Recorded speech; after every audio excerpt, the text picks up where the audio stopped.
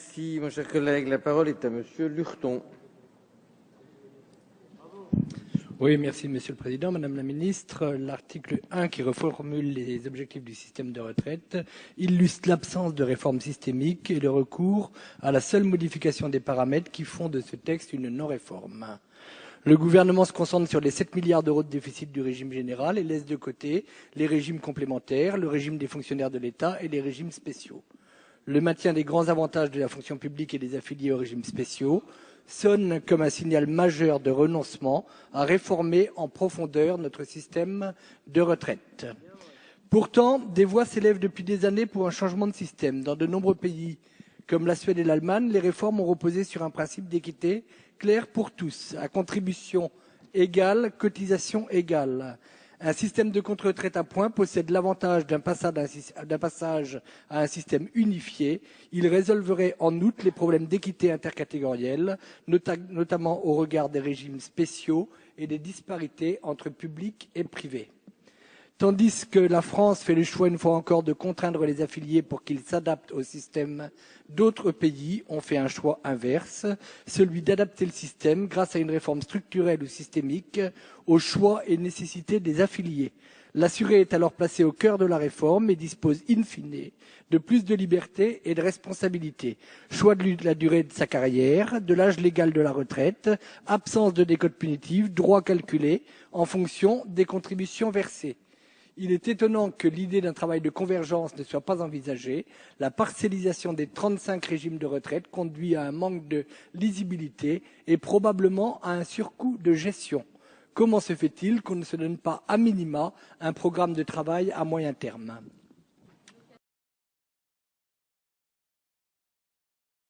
Du gouvernement, Madame la Ministre.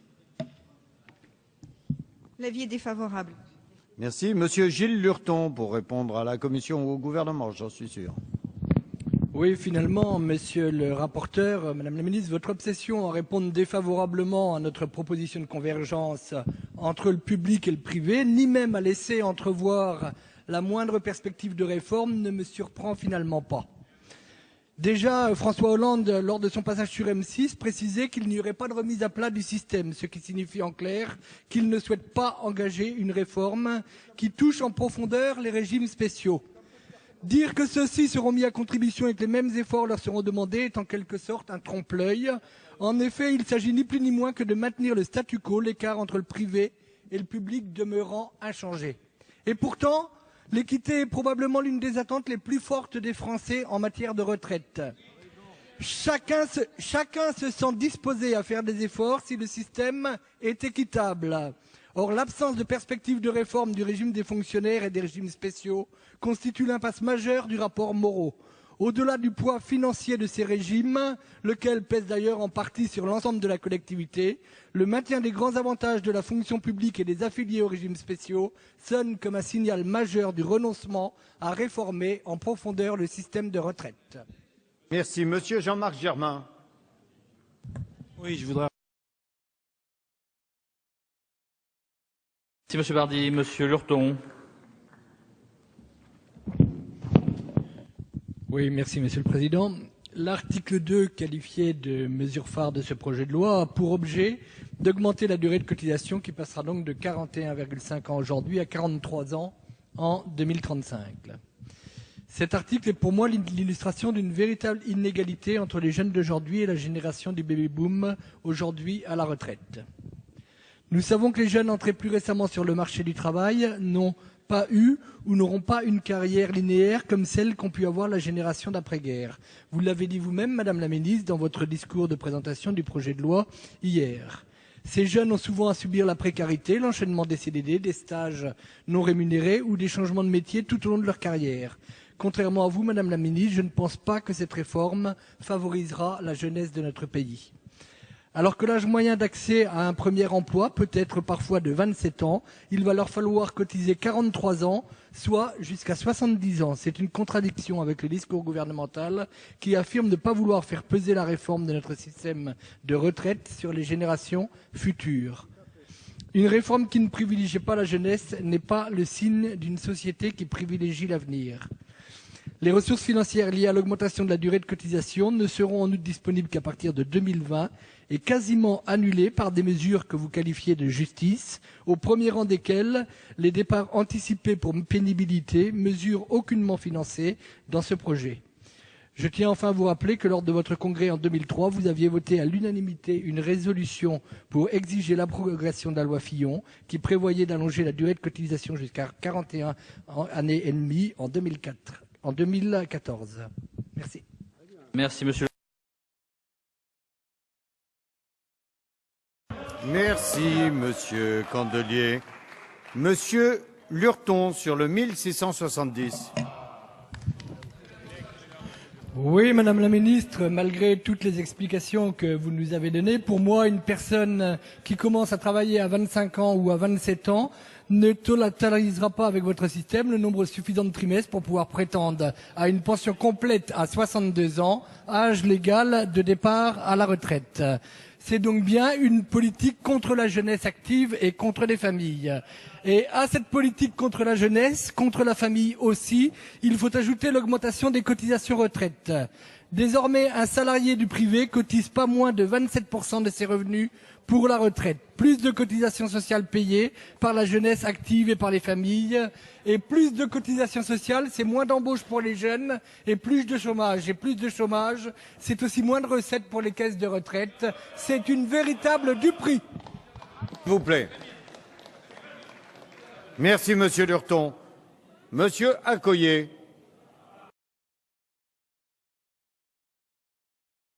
Merci, monsieur Delez. La parole est à monsieur Gilles Lurton pour le groupe UMP. Oui, cet article 3 instaure donc un nouveau mécanisme de pilotage des retraites en créant notamment un comité de surveillance des retraites et en supprimant la commission de garantie des retraites et le COPILOR créé en 2010. En fait, on remplace un comité par un autre alors qu'il aurait été bien plus simple d'élargir les missions de celui qui est déjà en place. Il conviendrait donc, à mon avis, de donner une nouvelle impulsion au corps en renforçant son rôle et ses attributions. Il est par ailleurs intéressant, Madame la Ministre, de rappeler qu'en 2010, vous vous opposiez à la création de toute nouvelle instance de pilotage au profit du corps. Je rappelle également que votre gouvernement s'est réuni cet été lors d'un comité interministériel consacré à la modernisation de l'action publique, dont l'objectif était de simplifier en vue de faire des économies. En décembre 2012, il avait déjà annoncé la suppression du maquis des commissions, comités consultatifs et autres conseils stratégiques. Avec la création du comité de surveillance, nous sommes bien loin du choc de simplification défendu par le gouvernement. Alors, en commission des affaires sociales, M. Paul nous interpellait et nous disait « Vous voulez priver le gouvernement de contrôler l'application de la politique qu'il décide. Nous pensons que les organismes existants ont toutes les capacités pour assurer cette mission, à condition que nous leur assignions les missions. Je déposerai donc un amendement en ce sens. » Merci. Est-ce que je peux considérer, mes chers collègues, que j'ai le même vote pour l'ensemble des amendements identiques? Ils ne sont donc pas adoptés. Monsieur Lurton, l'amendement 1721. Oui, merci Madame la Présidente. Écoutez, nous allons continuer encore un peu. Donc, je peux comprendre que le gouvernement souhaite suivre au quotidien l'application de la politique votée par sa majorité. Néanmoins, à quoi sert-il de créer de nouvelles instances quand nous disposons déjà d'organismes dont la compétence et le travail sont unanimement reconnus? Pourquoi toujours vouloir compliquer les choses en empilant les structures alors que je suis convaincu que les membres du corps sont prêts à assurer cette mission de surveillance si le gouvernement le leur demande? Ils y trouveraient même, à mon avis, une nouvelle impulsion, alors qu'il est à craindre que la proposition du gouvernement de créer un comité de surveillance ne sonne le glas du comité d'orientation des retraites. À cette mission de surveillance de l'application de la réforme des retraites et des évolutions démographiques de notre société, nous pourrions également assigner au corps une mission de réflexion nationale sur les conditions d'une réforme systémique de la prise en charge collective du risque vieillesse, en particulier sur les conditions de mise en place d'une plus grande équité entre les régimes de retraite légalement obligatoires et les conditions de possibilité de la mise en place d'un régime par points ou en compte notionnel. Tel est l'objet de cet amendement. Merci. L'avis de la commission. Oui, je réponds volontiers à M. Lurton, puisqu'il est dans le sujet. Il propose très clairement de confier le pilotage au corps, et je lui répète ce qu'on a déjà dit. que le corps n'est pas le mieux placé pour faire le pilotage. D'ailleurs, il ne le souhaite pas. Ces membres du corps ont une mission très claire de diagnostic et d'état des lieux. Ils ne souhaitent pas négocier une réforme des retraites ou en tout cas donner leur avis. Ils veulent constater. C'est leur mission. Ils la remplissent très bien. Tout le monde s'accorde à le reconnaître. Laissons-les leur faire cette mission tranquillement. Donc, ils analysent le système existant. Ça ne va pas au-delà. Donc, nous préférons notre comité qui aura une autre mission que le corps. Chacun aura sa mission. Avis défavorable. Madame la ministre. Non. Monsieur Gilles Lurton. Oui, merci Monsieur le Président. Nous avons donc dans ce texte une augmentation des charges sociales et des impôts. Avec l'augmentation des charges patronales et salariales, la fiscalisation de certaines pensions de retraités et l'augmentation des charges à partir de 2012 pour les personnes de 60 ans ayant commencé avant 20 ans, nous arrivons à un chiffre considérable de 10 milliards d'augmentation des charges et des impôts. Cet article 4 a donc pour objectif de taxer lourdement les retraités. Votre choix est de baisser le pouvoir d'achat des actifs, d'augmenter le coût du travail et de mettre lourdement à contribution les retraités. L'effort demandé est en effet considérable. D'ici à 2020, ils financeront la réforme à hauteur de 2 milliards d'euros, et ce, de deux façons. Via le report de 6 mois de la revalorisation des pensions et par l'inclusion dès 2014 des majorations de pension des retraités ayant élevé 3 enfants ou plus dans l'assiette de l'impôt sur le revenu. Cette mesure aura pour conséquence de rendre imposables certains retraités qui ne l'étaient pas ou de faire payer davantage d'impôts à ceux qui le sont, et elle ne rapportera pas un euro au système de retraite. Au nom de la solidarité, les retraités sont appelés à participer financièrement à cette réforme. Officiellement, il est hors de question de baisser les pensions. En revanche, il faut coûte que coûte augmenter les prélèvements sur les pensions. Nous pouvons apprécier ici la nuance. Pour financer la répartition, le gouvernement préconise donc une contribution des retraités. Jusqu'ici, la répartition consistait à prélever sur les actifs pour payer les retraités. Désormais, c'est prélever sur les retraités pour financer les retraités.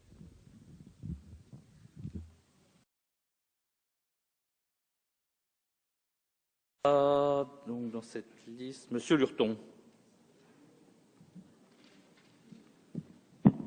Oui, merci Monsieur le Président. Cet article 5 entend donc mettre en œuvre un mécanisme de compensation de l'exposition des salariés à des facteurs de risque professionnel et de pénibilité. Je veux rappeler tout d'abord, comme d'autres l'ont fait, que cette notion de pénibilité n'est pas nouvelle. En 2003, le gouvernement a institué un dispositif carrière longue qui a permis, fin 2012, à 718 500 personnes ayant commencé à travailler tôt, de partir avant l'âge légal et dont de nombreux travailleurs éprouvés. Ce système a été renforcé en 2010 par la création d'un nouveau dispositif qui permet aux seniors ayant un taux d'incapacité de plus de 10% de partir avant l'âge légal. L'opposition d'alors n'a d'ailleurs voté aucun de ces différents dispositifs. Si la pénibilité est un sujet de débat majeur, le mécanisme tel qu'il est prévu dans votre texte de loi sera source de multiples contentieux. Il augmentera les charges administratives des TPE-PME et sa mise en œuvre opérationnelle sera d'une extrême complexité. L'article 5, mais les articles qui vont suivre, le 6 et les suivants, ajouteront donc à la complexité du dispositif existant sans pour autant parvenir à plus d'équité. Merci. Monsieur Gilles Lurton. Oui, merci, Monsieur le Président. Si, au premier abord, cet article qui vise à instaurer un compte pénibilité permettant aux salariés de partir plus tôt en retraite peut séduire, nous allons en réalité au-devant de grandes difficultés à mon point de vue. La première consiste à définir une tâche pénible. Le législateur liste bien 10 facteurs, manutention de charge, posture pénible, agents chimiques dangereux, température extrême, bruit, travail de nuit ou répétitif, etc. Mais à partir de quel seuil un salarié pourra-t-il obtenir un point ? Côté entreprise, recenser les tâches pénibles effectuées par chaque salarié est un véritable casse-tête. Des fiches d'exposition recensant les risques auxquels est exposé chaque salarié existent déjà. Mais la création du compte suppose que toutes les entreprises de toute taille, pour tous les salariés exposés, tiennent parfaitement à jour ces fiches. Or, les fiches existantes ne sont remplies que par un peu plus d'une TPE sur deux. Ce dispositif sera, à mon point de vue, ingérable, en particulier pour les PME et les PMI. Le compte pénibilité pourrait même être contre-productif en incitant un salarié à rester dans un métier pénible pour accumuler un maximum de points et partir plus tôt au lieu de changer de poste. Un salarié au compte bien rempli pourrait même rencontrer des difficultés à trouver un travail si sa fiche n'est pas confidentielle. Je l'ai dit en commission, les seniors risquent de ne pas y trouver leur compte quand ils auront besoin de retrouver un emploi. À l'ensemble de ces problèmes s'ajoute la question du coût d'un tel dispositif. Selon le gouvernement et le rapport Moreau sur les retraites, 20 à 25% des salariés pourraient en profiter à terme et la facture réglée bien par les entreprises pourrait grimper jusqu'à 2,5 milliards d'euros par an en 2040. Alors que les entrepreneurs réclament plus de simplification administrative, ce dispositif ajoutera encore à la complexité et augmentera une nouvelle fois le coût du travail. Enfin, comme l'a fait M. Chassaigne et Mme Le Houerou avant moi, je m'interroge sur la situation des fonctionnaires non titulaires. Je vous remercie, Monsieur le Président. Merci, Monsieur Lurton. Merci, Monsieur Robinet. Amendement de suppression toujours, 1671, Monsieur Lurton. Oui, merci, Monsieur le Président. Cet amendement vise également à supprimer le compte personnel de prévention de la pénibilité. Tout d'abord, il faut rappeler que la réforme proposée ne contient aucune mesure d'économie structurelle, hormis l'allongement de la durée de cotisation, qui ne produira ses effets qu'après 2020. Pour préserver notre système de retraite, le gouvernement fait le seul choix de l'augmentation des prélèvements, hausse des cotisations vieillesse et nouvelles contributions pour financer le compte pénibilité. Cet accroissement de charges est de nature à aggraver la situation économique de notre pays et aussi des entreprises de proximité. Sur la question du coût de cette mesure, aucune étude d'impact n'a véritablement été effectuée, ni pour son financement, ni pour les modalités pratiques. Enfin, au-delà du coût, ce compte individuel pénibilité va nécessairement générer, nous l'avons dit dans la discussion générale et nous venons de le redire, générer une charge administrative supplémentaire, alors même que les entreprises, et notamment les TPE et PME, sont déjà confrontées à un environnement administratif des plus complexes et des plus pénalisants. Peu ou pas outillé pour ce type de démarche administrative, ce nouveau dispositif risque d'être une source de contentieux pour les plus petites entreprises. De plus, cette charge administrative supplémentaire serait en contradiction avec les promesses gouvernementales de suppression de 80% des coûts des entreprises liés à la complexité administrative d'ici à fin 2016 dans le cadre du choc de simplification. Tel est l'objet de mon amendement. Merci, Monsieur Lurton. Les autres amendements de suppression n'étant pas défendus, l'avis de la... Contre. Il n'est pas adopté. Amendement 182, sauf erreur, n'est pas défendu. Nous en arrivons à des amendements pour être soumis à une discussion commune. Le 109. Monsieur Lurton. Oui, cet amendement rejoint un petit peu celui qui vient d'être défendu par notre collègue Vigier. Cet amendement vise à exonérer les plus petites entreprises et les petites entreprises de cette nouvelle obligation qui risque d'être très compliquée pour elles.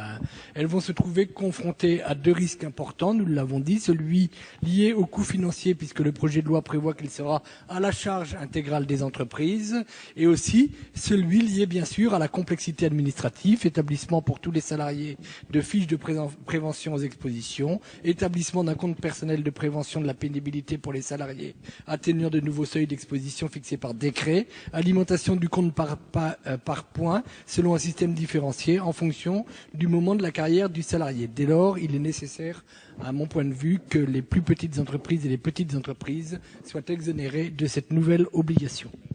Nous arrivons à des amendements identiques. Merci, Monsieur Robinet. Amendement identique, le 114, Monsieur Lurton. Oui, tout à fait. Comme vient de le dire mon collègue Arnaud Robinet, il faut absolument éviter de prendre des mesures qui inciteraient les femmes à de longues interruptions d'activité, voire un retrait d'activité, un retrait pur et simple du marché du travail.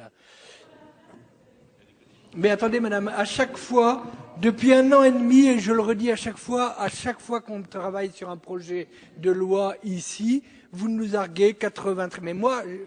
Je suis né en 63, si vous voulez le savoir. Alors, vous pouvez prendre des années de la 4e République. J'étais pas là non plus. Moi, j'ai été élu le 17 juin 2012. J'ai été élu en dissidence de mon propre parti. sur mon nom, je l'ai déjà dit ici et je tiens à ma liberté d'expression, j'essaye de travailler sur l'avenir. S'il y a eu des erreurs de commises dans le passé, eh bien, il faut les corriger, nous sommes là pour ça. Mais moi, je travaille pour les jeunes générations, pour les retraités de demain et pour l'avenir de ce pays. Et je tiens à avancer dans ce sens. Et à chaque fois, on nous répète ce même argument, vous avez fait avant. Vraiment, je suis un petit peu lassé de ça. On n'est vraiment pas là pour ça. On est là pour construire. Voilà. Je considère cet amendement comme défendu. Merci, Monsieur Lurton. Le 207.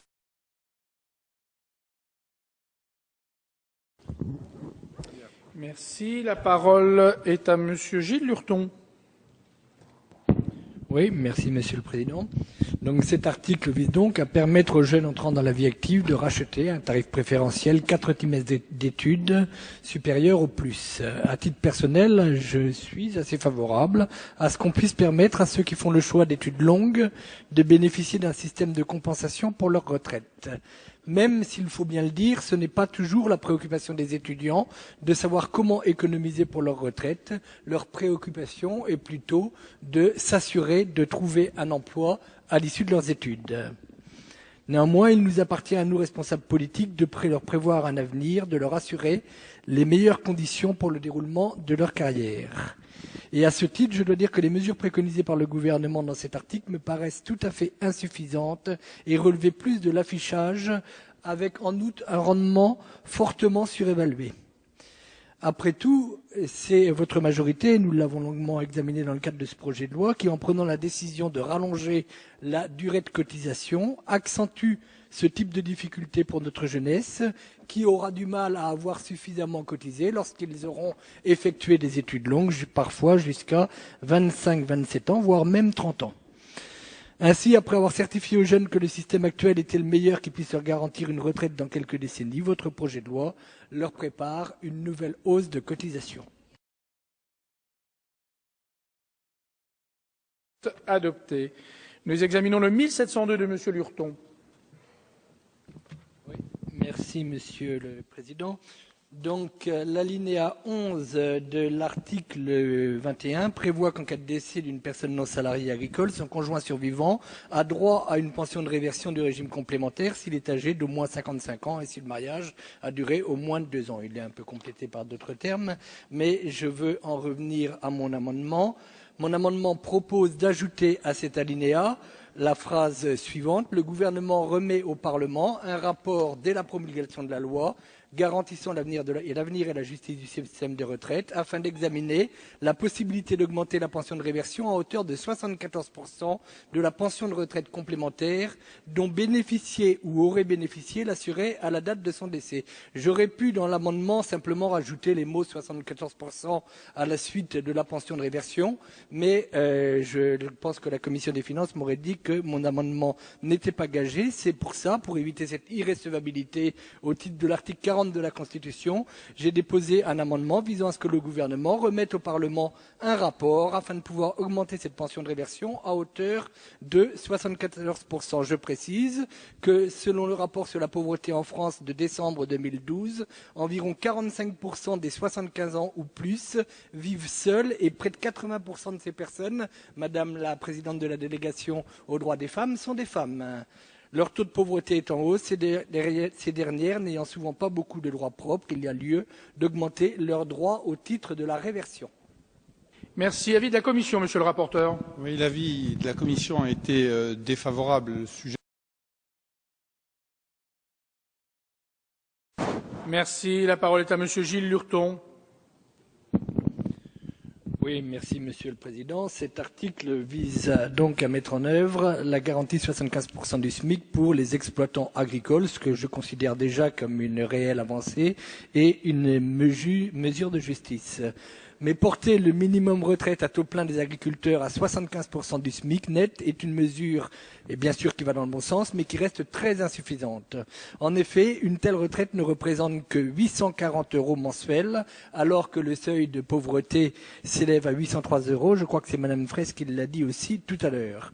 Il existe donc une discrimination flagrante, puisque les retraites des agriculteurs sont égales à 43% du montant des retraites de l'ensemble des régimes, et le minimum garanti par la loi de 2002 est de 85% du SMIC net pour les salariés, dont les salariés agricoles. Dans un souci de lutte contre les disparités et de justice sociale, le minimum garanti pour les agriculteurs ne doit pas être inférieur à 85% du SMIC net. Pour des gens qui ont travaillé dur toute leur vie, cette mesure doit améliorer les conditions de leur vie et me paraît plus que légitime.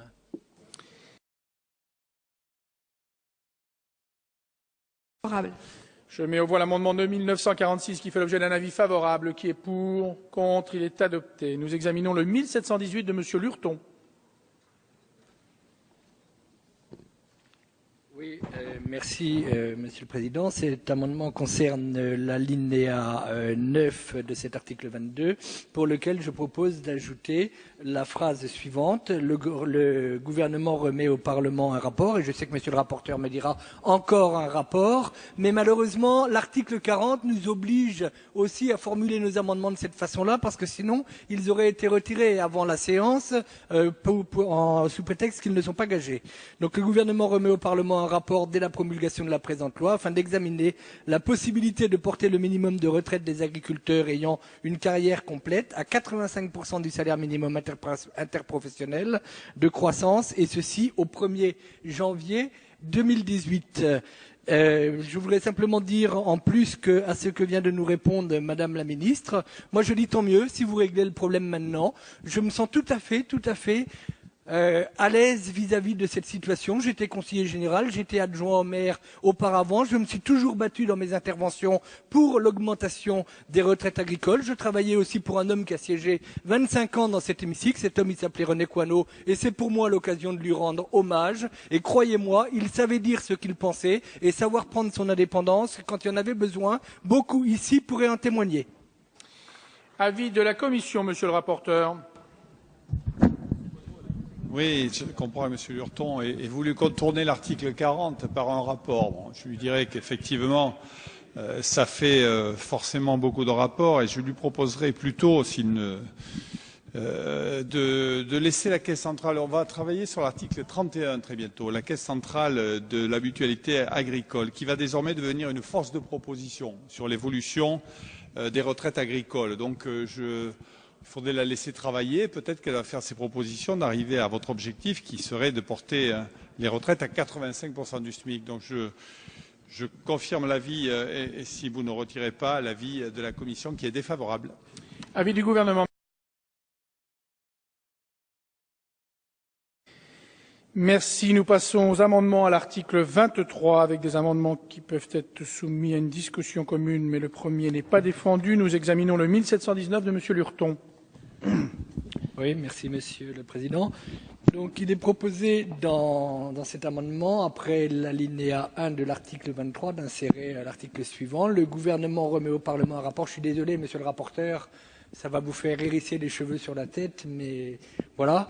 Dès la promulgation de la présente loi, afin d'examiner la possibilité de maintenir la possibilité de départ en retraite anticipée pour les bénéficiaires d'une reconnaissance de la qualité de travailleur handicapé mentionnée à l'article L. 5213-1 du Code du travail. Donc c'est encore une fois pour éviter l'irrecevabilité au titre de l'article 40 de la Constitution. Cet amendement vise à ce que le gouvernement remette au Parlement un rapport afin d'examiner ce que je vous ai précisé. Je voudrais ajouter à ceci que, ainsi que l'a observé le comité d'orientation des retraites, un faible nombre de personnes, moins de 1000 par an, bénéficient de la retraite anticipée.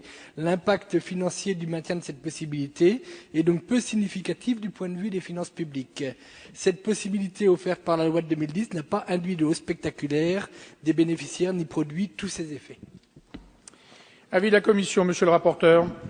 La Commission a émis un avis défavorable, mais je crois que ce que vient de dire Madame la Ministre est tout à fait important. On vient de dire que la RQTH allait conserver tout ça, ça va faire l'objet d'un amendement à venir, et qu'elle n'aurait plus de sens à l'avenir, remplacée par le critère à 50 au lieu de 80. Donc, Monsieur Lurton, ou vous retirez votre amendement en demandant un rapport, ou la Commission conservera son avis défavorable.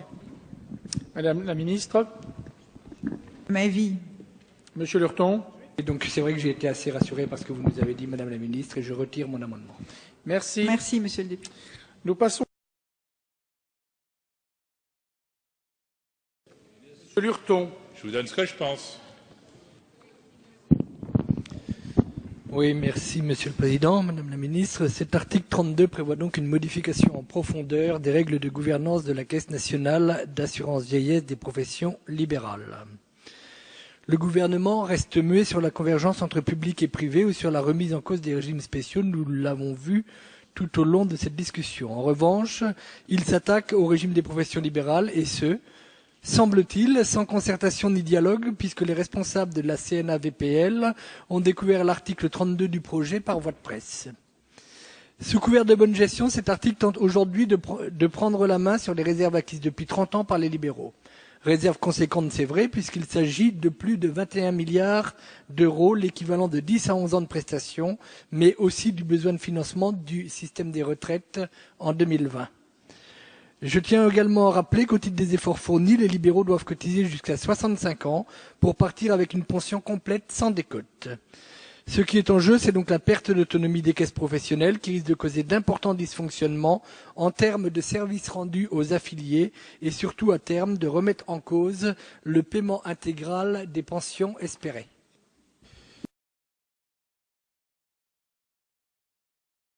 Non plus le 1571, non plus le 1720, Monsieur Lurton.